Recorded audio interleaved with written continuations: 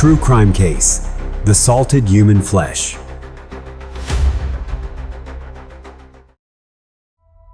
On the 2nd of June, 2012, the dawn sunlight filtered through the old windows of the apartment complex in East Luoyang, Hunan Province. Mr. Zhang, a civil servant, stepped out of his cramped apartment. Over 40, unmarried and childless. He lived a simple life, as regular as clockwork. A worn leather briefcase tucked tightly under his arm, he hastily closed the old door, preparing for a day's work. The complex, with its stained walls and dim corridors, had witnessed countless everyday stories of residents like him. The sound of his shoes echoed on the peeling tile floor as he took a deep breath, ready for the new day. An unpleasant sensation lingered in the air, making him instinctively sniff. This wasn't the first time he had encountered this foul odor in the old complex, but it still made him feel nauseous. Just as he entered the hallway, Mr. Zhang stopped short. A pungent stench assaulted his nostrils, making him grimace. This smell was not unfamiliar. It had plagued the apartment complex for many days now. Initially, he thought it was just accumulated garbage somewhere, but today, the odor seemed thicker, clinging to every breath. He had submitted complaints to the management office multiple times, but nothing had changed. The management had also made repeated promises of repairs and cleanups, but there was no improvement. Mr. Zhang shook his head, frustration welling up inside him.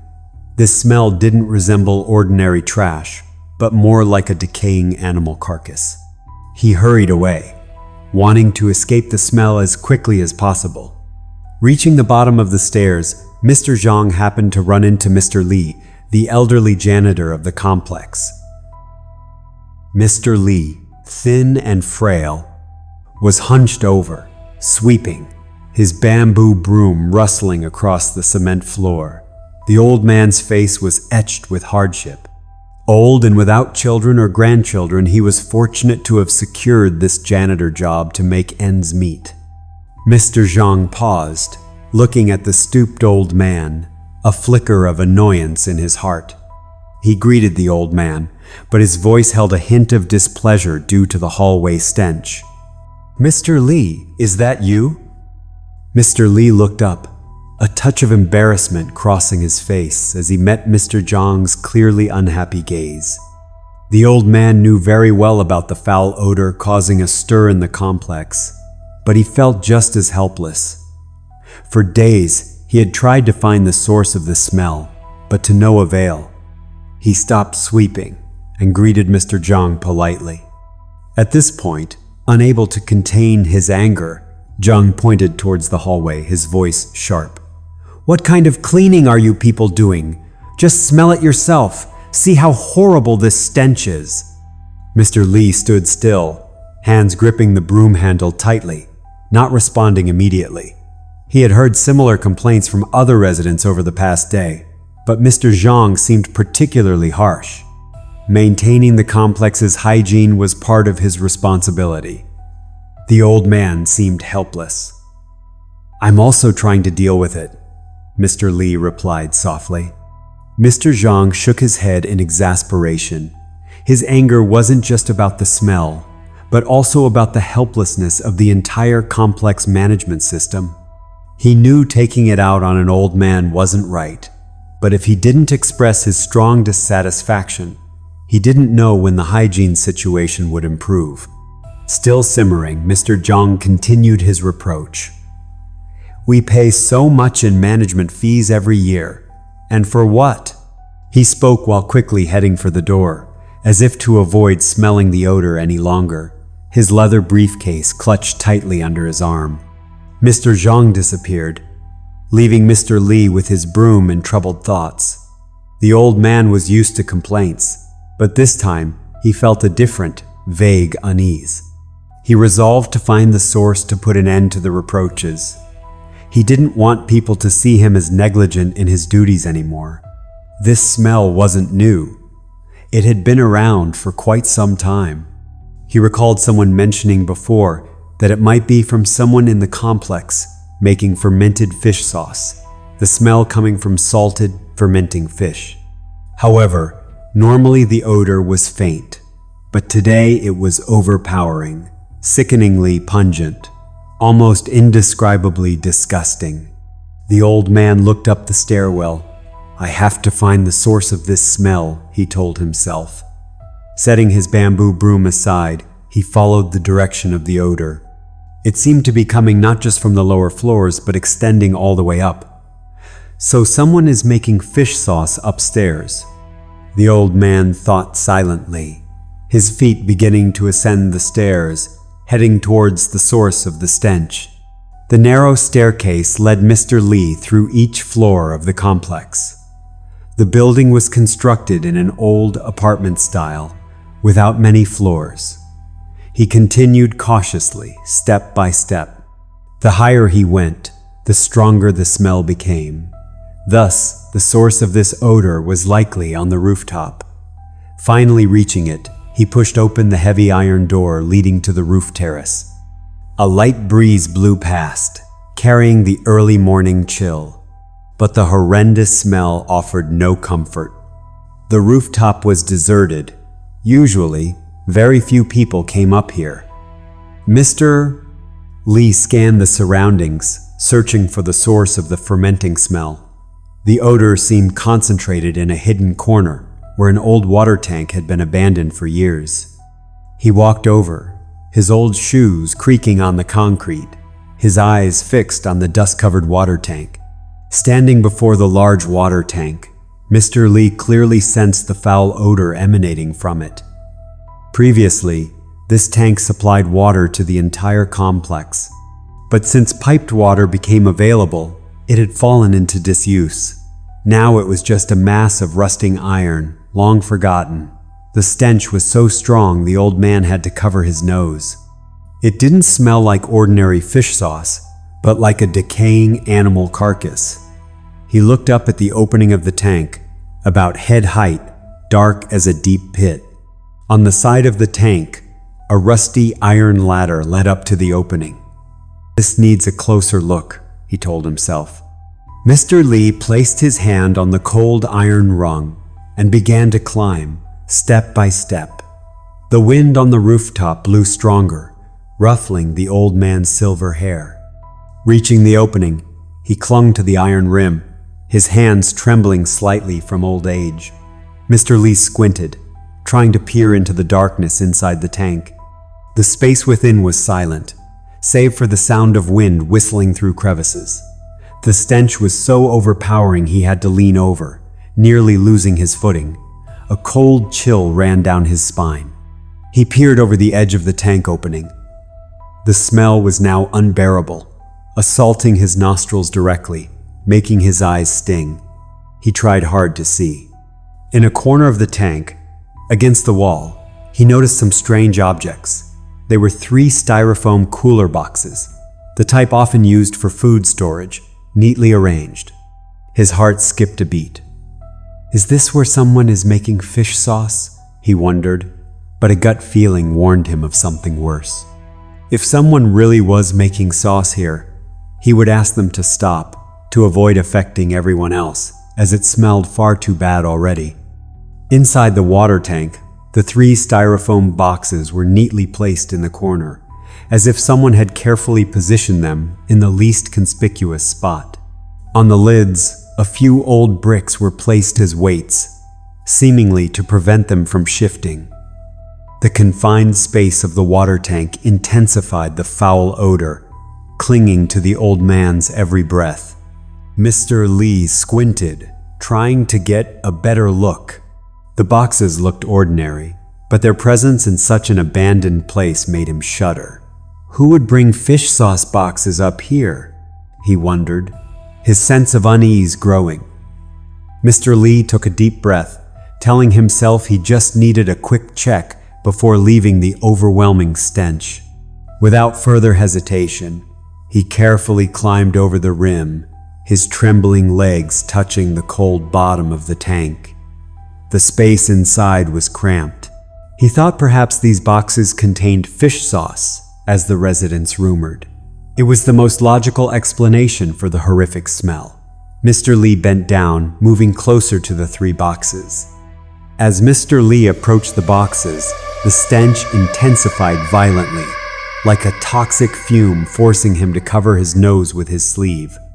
It wasn't just pungent, it carried something gruesome that made his stomach clench and his throat gag. He stood before the first box, his hand touching the lid. It was cold and slightly damp. To confirm whether it was fermented fish sauce inside, Mr. Lee slowly lifted the lid. A cold mist wafted out, carrying an overwhelmingly foul stench.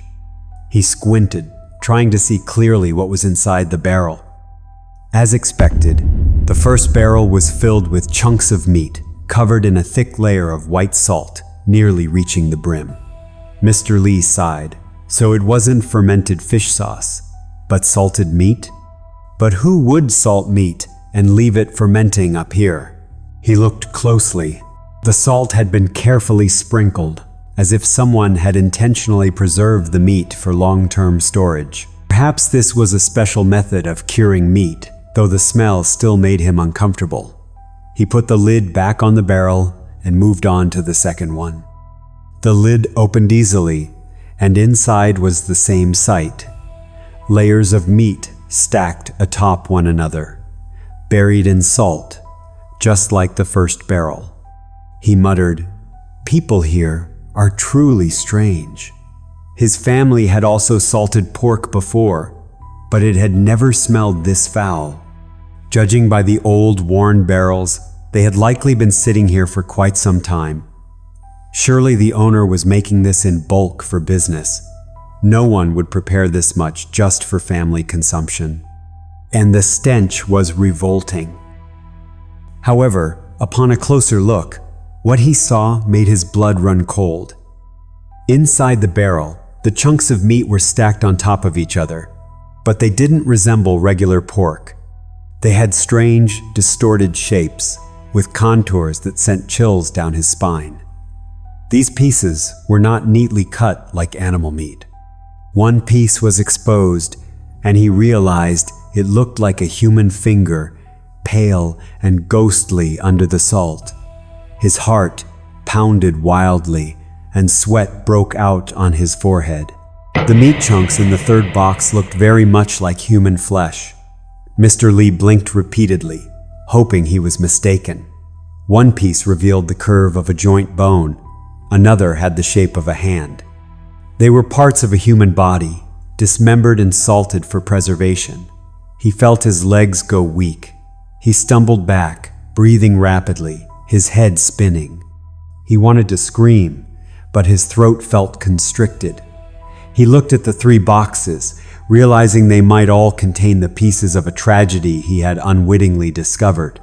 Certain, now that it was human flesh, the old janitor couldn't bear it any longer. An icy, chill, and overwhelming horror enveloped him, making it impossible to stand. He collapsed onto the floor. Fear gripped his heart, paralyzing him. The horrific contents of the styrofoam boxes were dismembered body parts. Mr. Lee clutched his head. Who could have done this? Why here, in this ordinary apartment complex? At his age, he had seen many frightening things, but nothing as horrific as this. This was truly a nightmare. The wind whistling through the tank opening sounded like the whispers of vengeful spirits. With trembling legs, Mr. Lee scrambled out of the water tank, gasping for breath.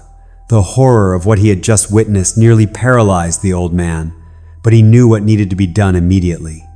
He rushed down the stairs, not daring to look back. Reaching his small room, he grabbed his old phone, his shaking hands dialing the police emergency number. His voice broke as he recounted what he had seen in the water tank. Less than 15 minutes later, police sirens wailed, shattering the quiet of the complex. Authorities quickly cordoned off the rooftop, allowing no one access. Police cars crammed the narrow alley. Residents buzzed, whispering about a horrific crime. The police began taking Mr. Lee's statement. though still utterly horrified, in a trembling voice, he recounted the entire process of discovering the body. The police moved the 3 styrofoam boxes to the forensic examination room. Under the bright white lights, the body parts were laid out. The remains were heavily decomposed, but the salting made determining the time of death difficult. Through examination, they determined the victim was female, around 30 years old. The cause of death was asphyxiation, possibly by strangulation. After death, the body was brutally dismembered and then salted for preservation. After various forensic procedures, experts estimated the preservation period to be around 2 years. The police concluded this was a serious homicide case. Several questions arose. Why did the killer choose to hide the victim's body in the rooftop water tank? Perhaps they knew the rooftop was rarely visited. The method of dismembering the victim also suggested the killer had a close relationship, rather than it being a simple robbery murder. Most importantly, the method of preserving the body with multiple layers of salt over such a long period indicated the killer lived nearby. Based on the dismembered body parts, the police suspected the killer might be a resident of the complex. Because the salt was applied in multiple layers, each dissolving at different rates, the topmost layer was still very fresh, as if recently added. Only a resident of the complex could regularly access the rooftop to add more salt without arousing suspicion. The biggest question now was, who was she, and who did this? Police began cross-referencing the missing persons list for the area. After hours of comparison, they found a file matching the victim's characteristics. Her name was Lynn, 32 years old, a resident of the very apartment complex where the body was found. She had been reported missing by her husband 2 years prior, in July 2010. According to the report, Lynn left home after an argument and never returned. Her missing person file had remained dormant in the archives without any leads until today. At the time, the police had only recorded it as a disappearance due to domestic conflict. The file was temporarily shelved because, after that single report, no other relatives followed up. There had been no information about Lynn since. Suspecting the body was hers, the police acted immediately. To gather more clues and confirm if the victim was indeed Lynn, a police team was dispatched to the old apartment where Lynn used to live, located on the 3rd floor of the complex. It was a small apartment with simple furnishings. They searched the apartment, trying to find any remaining hair samples, fingerprints, etc. Lynn had no children. Her husband Dow still lived there 2 years after his wife's disappearance. The home lacked a woman's touch and appeared gloomy and cold. In Lynn's social circle, Dow was the closest person. Therefore, the police met with Dow to gather more information, hoping to get more leads from him. Dow was a 35-year-old man. He earned a living as a driver, so he was frequently away from home. When questioned, Dow told the police that Lynn left home in July 2010 after they had a minor argument. She said she needed time to think, then left. Dow recounted, his voice monotonous. The relationship between him and his wife seemed troubled. I waited a few days, but she didn't come back. I reported it to the police right after. When asked where his wife usually went, Dow seemed flustered. He said Lynn was a homemaker and occasionally did housekeeping work in some apartments within the complex. Partly due to his busy work schedule requiring frequent travel, he wasn't sure about her other relationships. Since Lynn went missing, only her parents occasionally inquired about her. From Dow's words, it seemed Lynn lived a rather secluded life. Thus, her social circle appeared almost exclusively limited to Dow. Police thoroughly searched Lynn's apartment. In the bathroom, they used a UV light, a type of lamp emitting purple light, capable of detecting dried bloodstains invisible to the naked eye. The light, like the light of justice, revealed the first evidence of a brutal crime. Police found signs of extensive bloodstains. Although meticulously cleaned, the blood that had seeped into tile grout and sink corners couldn't be completely erased. Police suspected this could very well be the dismemberment site. Searching the kitchen, everything felt cold, as if no proper meals had been cooked there for a long time. The kitchen cabinets contained only packaged food and a few spice jars. In a corner cabinet, police found a few knives and a bottle of fish sauce with a suspicious odor. These items could potentially hold traces of the victim. If this fish sauce truly was fluid secreted from the victim's body, the mere thought was nauseating. Concurrent with the search, police also expanded their investigation by interviewing neighbors. The elderly woman in the adjacent apartment described Lynn as reserved and quiet. She usually stayed home and rarely interacted with others. It was common knowledge in the complex that the couple frequently argued. The husband was rarely home, often returning very late, reeking of alcohol. Once, seeing Lynn returning from the market with bruises on her face, the neighbor inquired gently. Lynn confided that Dow often beat her, but she was still trying to maintain marriage. She had considered leaving Dow around that time but didn't know why she abandoned the idea. "Once I heard screaming from their apartment," the old woman recounted, "but we thought it was just a marital dispute, and we were so used to it that no one intervened."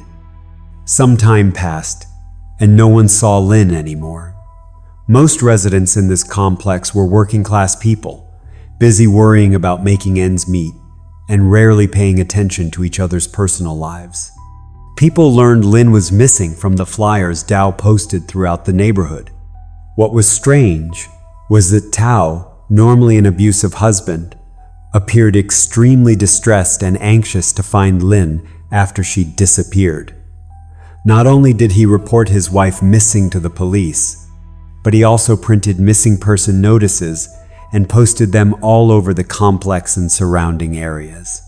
He printed photos of Lynn, distributed them everywhere, the neighbor recalled.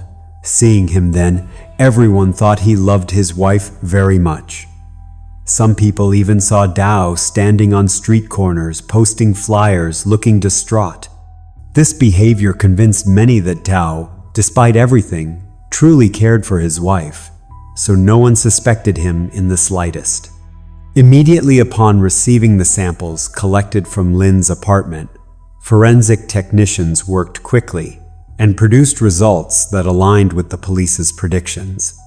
The bloodstains in the bathroom were confirmed to be Lynn's through DNA testing. The large quantity of blood ruled out a simple accident. It was evidence indicating this was indeed the place where Lynn was murdered and dismembered, just as the police suspected. Chemical traces showed the perpetrator attempted to clean the blood, but couldn't remove it all. The knife from the kitchen also tested positive for Lynn's blood. This was undoubtedly the tool the killer used to dismember the body. Most horrifying was the bottle of fish sauce. DNA tests confirmed the liquid was indeed fluid secreted from the victim's corpse. The killer had actually used Lynn's body to make sauce, like a deranged individual. A cruel crime gradually came to light. Lynn was killed in her own home, then dismembered to conceal the crime, and preserved in salt for 2 long years. With irrefutable evidence, the police identified Dow as the prime suspect. Immediately, a force was deployed to surround the apartment complex that afternoon. Police sirens wailed, shattering the quiet of the old residential area. Police arrived and blocked all entrances and exits. Tension filled the entire complex. Residents were stunned by the news. Some clicked their tongues as if they had expected it all along, while others still couldn't believe what was happening. But everyone was shocked by the brutal nature of the crime. Perhaps what remained was the haunting trauma for everyone living there. Police knocked on the door of the 3rd-floor apartment, calling Dow's name, but there was no response. Sensing the suspect might have fled, the police broke down the door. Indeed, The room was now empty. Tao was no longer there. The furniture was intact, but a small handbag and a few sets of clothes were missing, indicating a hasty departure. They searched the entire apartment, looking for any clue about where Tao might have gone, but found nothing. A manhunt was immediately launched. Police deployed forces to search bus stations, train stations, and surrounding areas, but found no information about him. Therefore, it was certain he was still somewhere in the vicinity and couldn't have gone far. 3 days later, the police were still scouring Luoyang City for Tao, but leads on him grew scarcer. Just as everyone was reaching a dead end, an unexpected development occurred. Tao, persuaded by his older sister, turned himself in at the police station. As dusk settled, he stood outside the station, looking haggard, his eyes red and lifeless, as if the days on the run had crushed his spirit. Tao's sister, the only person he contacted while hiding, said she had convinced her brother to face the truth. He couldn't live with the guilt anymore, she said, her voice choked with emotion. The police, though surprised, quickly handcuffed Tao and brought him into the interrogation room. There, he began to recount a family tragedy that led to an unforgivable crime. In the interrogation room, under the cold white light, Tao confessed to his entire crime. His voice was low, broken. He recounted killing Lin on the 26th of July, 2010, in a fit of drunken rage. "I didn't mean to do it," Tao said, eyes fixed on the floor. "But she kept arguing, and I lost control." He described in detail how he strangled Lin, then panicked when he realized she was dead. Instead of reporting it to the police, Tao decided to conceal the crime. He dismembered her in the bathroom, using a knife to cut her into pieces, then put them in styrofoam boxes, salting them to prevent the smell.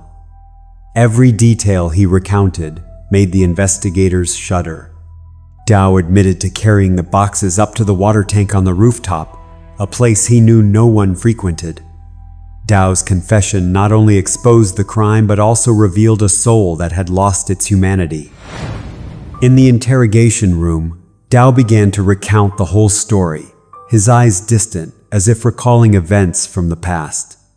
He said he and Lin met through matchmaking, introduced by a relative. They went out a few times, making small talk about family, work, and future plans. Lin was an introverted woman, quiet. Tao was also a long-distance driver, not skilled in social interaction. After a few awkward meetings where they exchanged only basic information, and with both families urging them to marry, they held a simple wedding less than 3 months after their first meeting. After marrying, they rented this small apartment in the old complex and moved in because the rent was cheap. Tao was the main breadwinner, relying on his driving job. Lin stayed home as a homemaker and took on housekeeping jobs if available. However, unlike other couples, the newlyweds' married life was far from peaceful.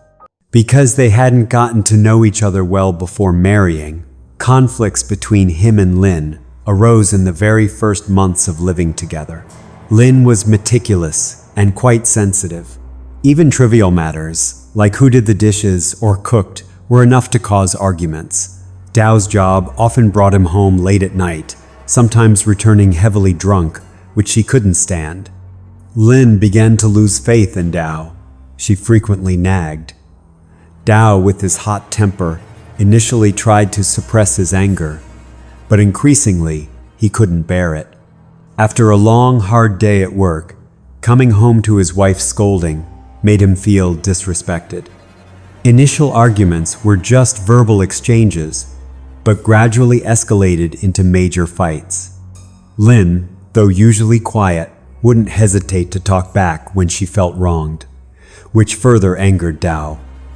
Some nights, their shouts echoed throughout the complex, often disturbing the neighbors. They intervened several times, but the situation hardly improved. During one major argument, Dao slapped Lin hard across the face. That slap awakened Dao's abusive nature and marked the beginning of Lin's dark life thereafter. That time, deeply hurt and disappointed by Dao's thuggish behavior, Lin wanted to break up with him. However, her family dissuaded her, partly because Lin was older and lacked a stable job, and partly because Dao appeared remorseful, apologized, and begged Lin for forgiveness. He even brought gifts to his in-laws' house, placating them with presents and a sincere attitude. Seeing Tao like this, Lin somewhat relented, but then everything repeated itself. The conflicts between them deepened. Later on, their arguments often ended in violence. Dao beat her repeatedly, from slaps to punches that knocked her down. Domestic violence made Lin live in constant fear. She became increasingly withdrawn, unwilling to communicate with anyone, bearing the pain alone. Later on, Dao's beatings became increasingly senseless. Anything Lin did that displeased him could lead to violence. Sometimes, just because Lin cooked something he didn't like, he would readily strike her. He admitted to seriously injuring Lin many times, initially just bruises, later progressing to broken bones and head trauma. The beatings became more frequent and the injuries more severe. Lin's desperate cries for help disturbed the entire complex. Following residents' complaints, the management had to intervene more than a dozen times, organizing mediation sessions to stop Tao's assaults. At least 3 times, Lin had to be hospitalized for serious injuries, but strangely, she never reported Tao. It seemed Lin had gradually become accustomed to the physical pain and resigned herself to it. Or perhaps she knew resistance was futile, but Lin's silence only emboldened Tao further. He became convinced that this wife would always stay by his side, a place to vent his baseless anger. Late on the night of the 26th of July, 2010, a hot and oppressive summer evening, the air was suffocatingly heavy. By this hour, everyone had fallen into a deep sleep. The complex was quiet. Only the sound of shuffling footsteps could be heard. Dao returned after being away for 3 days. He pushed open the apartment door, staggering from a drinking session with his buddies. The strong smell of alcohol clung to him. His eyes were barely open, clothes disheveled, face flushed from the alcohol. The small apartment was still lit. Lin hadn't gone to bed yet. She was standing in the kitchen washing dishes, the sound of running water steady. Dao threw his shoes into a corner, knocking over a nearby chair. The noise made Lin turn around. Seeing Dao, she paused, a look of weariness crossing her face, but she said nothing, merely continuing her work. Seeing Lin's seemingly contemptuous attitude, anger began to ignite within Dao. He slurred, asking why she wasn't asleep yet. Lin put the bowl down, wiped her hands on her apron, and turned to Dao. "Drunk again? How many times have I told you not to throw your shoes around like that?" she said, her voice unable to hide her irritation. Those words were like adding fuel to the fire. Dao, his head heavy with alcohol, felt insulted. "You're always nagging!" he retorted, his voice slurred. Lin took off her apron and hung it on a hook on the wall. Usually, she would stay silent and ignore him to avoid a beating. But today, Lin wouldn't tolerate it anymore. She talked back, criticizing Tao's drinking habits and his neglect of the family. Then, taking a deep breath for courage, she said, "I want a divorce. I've written the papers. They're on the table waiting for you. Read them and sign." After speaking, she looked at Tao, observing his reaction. He might get angry, but this was the last time she would endure this terrible husband. Lin felt relieved.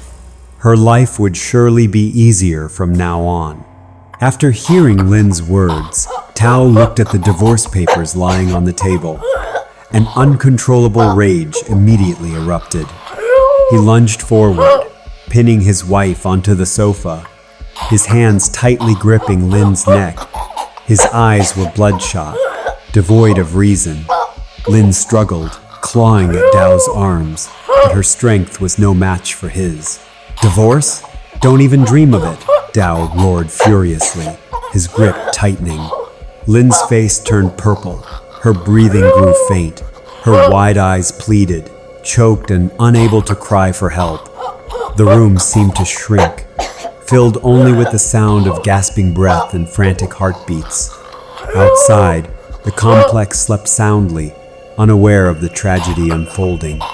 Dao, in his frenzy, didn't realize he was taking the life of his gentle wife. Drunkenness caused Tao to completely lose control. Alcohol flowed through his blood, erasing all rational thought. His eyes were clouded, teeth clenched as if venting all his fury. His mind was blank. His brutal hands relentlessly squeezed Lynn's neck, tightening even more as she tried to resist. Time seemed to stop, leaving only Dao's madness and Lynn's helplessness. Lynn's cries grew fainter, then ceased altogether. Only when Lynn's last breath escaped did Dao release his grip, but it was too late. Lynn lay there, motionless. Perhaps she hadn't anticipated this. She had hoped for a better life. Lynn had applied for a job as a kitchen helper at a large restaurant. After a successful interview, she had been overjoyed, knowing she would finally have a stable income. Lynn had thought about all the things she would do after the divorce. First, find a small, lovely apartment near her workplace. She would rebuild her life, start anew, be free, independent, financially self-sufficient. Live alone and travel occasionally. Being unmarried wouldn't matter. Her parents might be sad for a while, but they would eventually understand. She just needed to escape Dao, escape this hellish marriage. She promised herself she wouldn't rush into anything again. But now, all the plans she had excitedly mapped out had vanished. She would carry all those hopes to a place far away, a place she herself could never have imagined.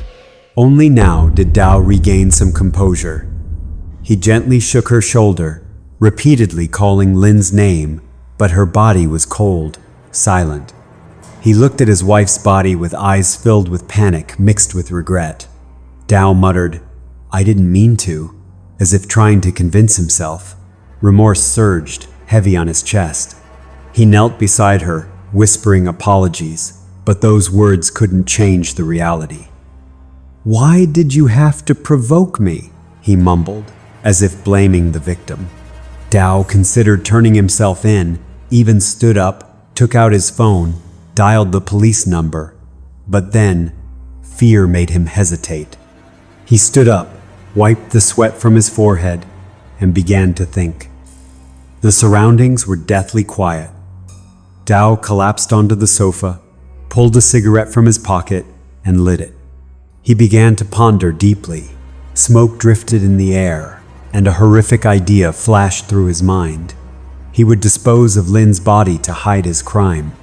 That decision, though brutal, was the only escape Tao could conceive at that moment. Dao's hands trembled as he forcefully gripped Lynn's cold body by the arms, dragging it into the bathroom. His heart pounded as if it would burst. The space was deathly silent. Only the dry, scraping sound of the body sliding across the floor echoed. He involuntarily looked at Lynn's pale face, the woman who was once his wife. Although their married life was fraught with conflict, Lynn was a gentle and content woman. He had thought a few times about becoming a better husband, but his hot temper, coupled with the habit of hitting his wife, made him unable to control himself. He always thought his wife would endure and accept. So when she firmly demanded a divorce, Dao couldn't control himself. At this moment, his mind swirled with chaotic thoughts. There was regret, fear, confusion. However, the fear of being discovered overwhelmed all other emotions. He resolved to act. In the cramped bathroom, he he laid Lynn down on the cold tile floor. After removing all her clothes, he bundled them up and put them in the washing machine to erase any trace of her contact with him. The dim white light from the small bulb in the bathroom made everything around seem eerie. It was quiet, except for the steady dripping sound from the faucet. Everything that happened in this room would be a secret. Dow searched the house, looking for tools suitable for dismemberment. A large meat cleaver from the kitchen, a handsaw, and a small axe from the home repair toolkit. He laid the tools on the ground, sitting stunned, looking at Lynn's face one last time.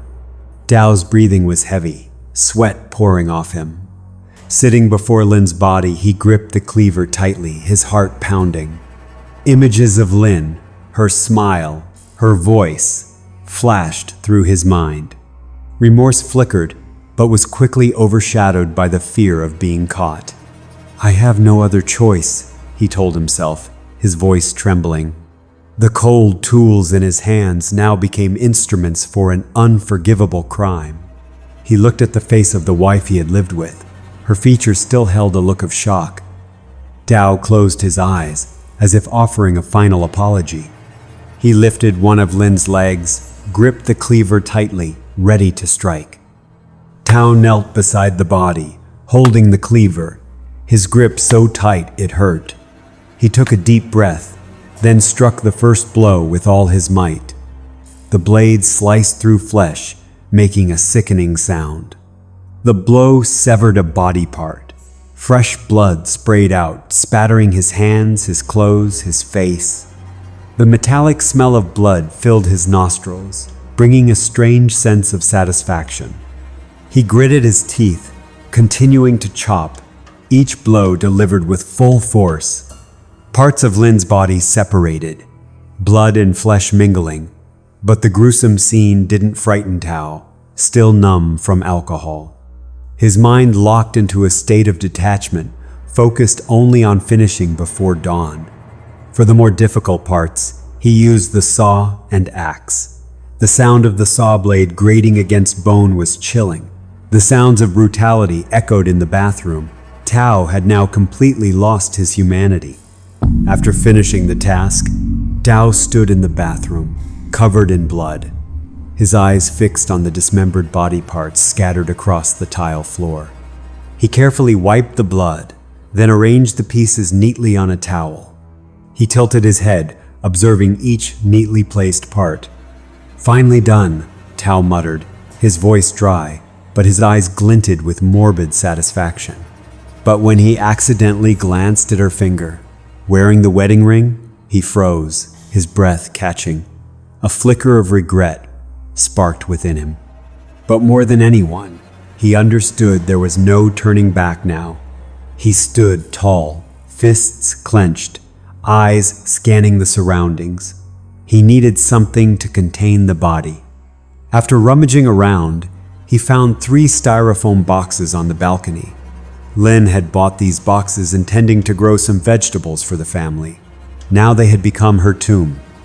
Dow dragged the 3 styrofoam boxes over and placed them next to the corpse, the sound of plastic scraping against the tiles echoing softly. He calmly opened the lids, then grasped each piece of the body and carefully placed them inside. He divided the body parts evenly among the 3 boxes. A sudden idea flashed through Dow's mind. He remembered how, as a child, he used to help his mother prepare salted meat. She had once told him that this method preserved the meat for a long time and gave it a rich flavor. A slight smirk curled at the corner of Dow's mouth. He had just thought of a way to ensure no one would ever discover the body. The clock struck 2 a.m. The entire apartment complex was still deep in sleep, unaware that a new demon had just taken shape. In the dimly lit bathroom, Dow neatly stacked the boxes containing Lynn's remains in a corner. Then he took a plastic bucket, filled it with water and cleaning detergent, poured it onto the floor, and began cleaning the scene. The strong smell of chlorine stung his nostrils, making him grimace. He used a hose to spray away the large pools of blood. The bright red bloodstains gradually faded but still soaked deep into the tile grout, with many drops spattered on the walls. Tao knelt, grabbed a rag, gripped it tightly, and scrubbed at the grout where the blood had seeped. He leaned over, wiping each red streak. Murky water spread, but some stains remained, frustrating him, causing him to scrub faster. He stood up, wiped the walls, then the sink, and checked the faucet crevices for any remaining blood traces.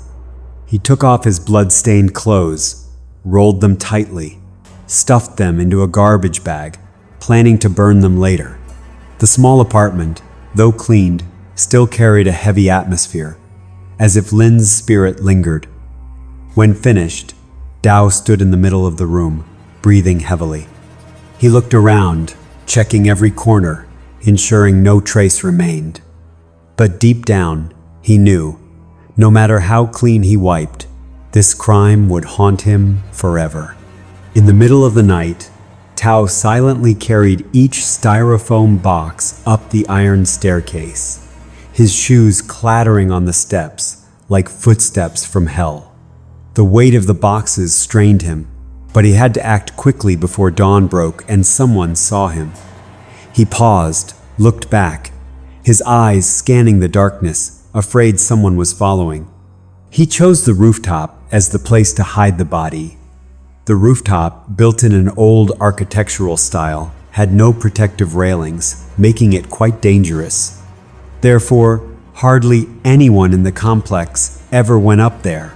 Furthermore, the strong winds on the rooftop would help dissipate the foul odor. It was indeed the perfect place to conceal the body. This wasn't the first time Tao had been on the rooftop. Previously, after arguments with Lin, he would sometimes come up here to cool off and smoke.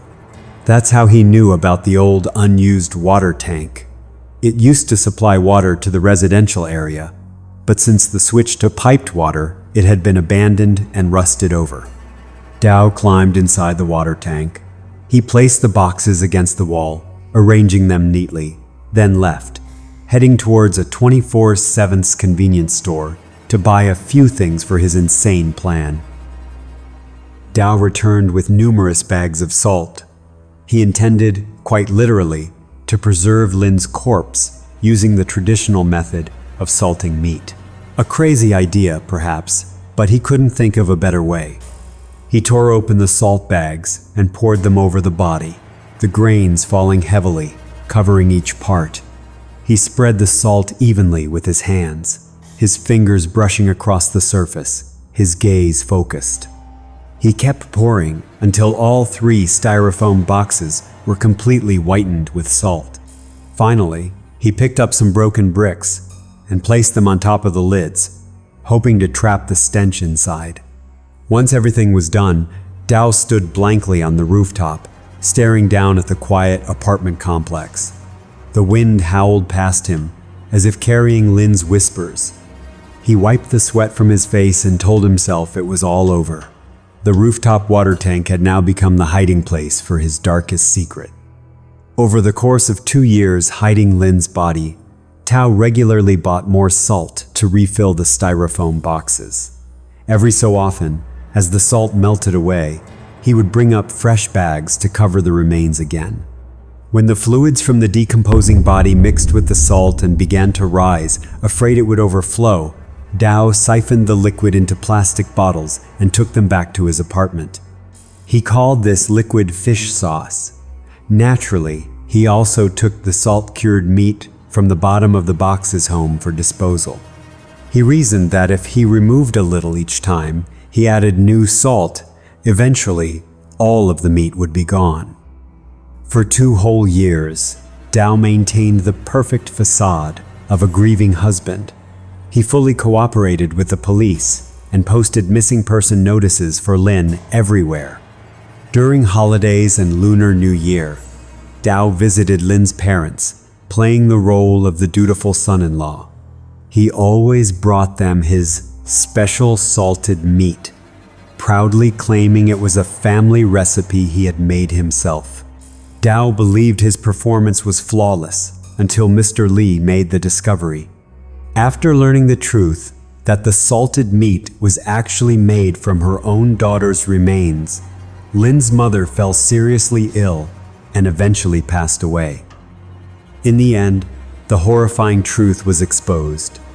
The case shocked the public for a long time due to its gruesome and disturbing details.